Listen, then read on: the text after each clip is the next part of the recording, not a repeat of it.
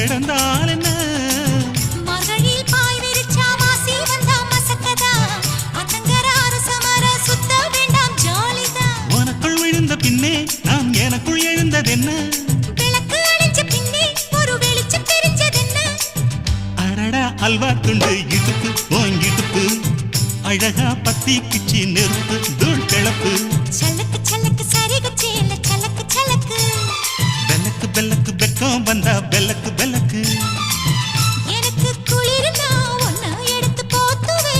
மாம தோளிலே மச்சம் போல மாறுவே அடடா அல்வா துண்டு இடுப்பு ஓங்கிடுப்பு